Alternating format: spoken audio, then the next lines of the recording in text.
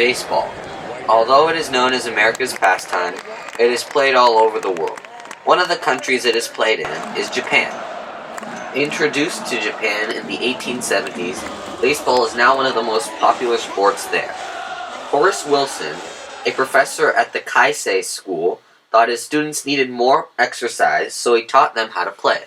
The sport gained so much popularity, all of the colleges in Japan started teams. Teams from the U.S., like the New York Giants and the Chicago White Sox, started taking tours of Japan, playing college teams in exhibition games.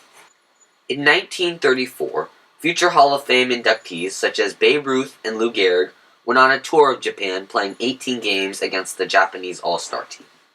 Although the U.S. won all of the games, the already high popularity of baseball skyrocketed in Japan. In Japan, the game is played by the same rules. There is one exception, however. Games end in a tie after 12 innings of play in the regular season and 15 in the postseason. There are some technical differences. The season is 144 games compared to the MLB's 162.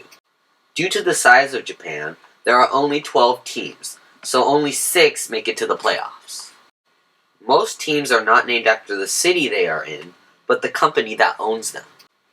For example, the SoftBank Hawks, located in the southwestern province of Fukuoka, are owned by a cellular provider, and the Yakult Swallows, from Tokyo, are owned by a yogurt producer. One exception is the Hiroshima Carp. It is the culture of play that makes Japanese baseball so unique. In the early 20th century, most baseball games were played between rival colleges. Because of this, the spirit of the game wasn't to make money or become famous. It was to make the school that a person played for the best that it could be. Competition was fierce, and the will to win was very strong, so coaches did what they had to do to make sure their team won.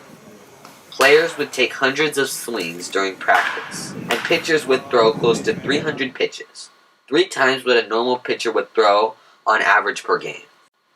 Although practices today are not as severe, many ideals of perseverance and never-ending hard work still show in Japanese players.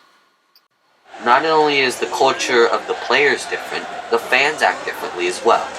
One of the biggest differences is the Oedan. These people sing chants for their players when they come up to bat.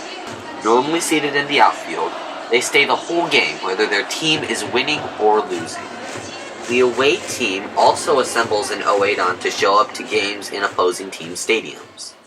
The average fans participate in the chants as well. However, they are not nearly as enthusiastic as the Oedan. I interviewed some fans about their reasons for coming to games.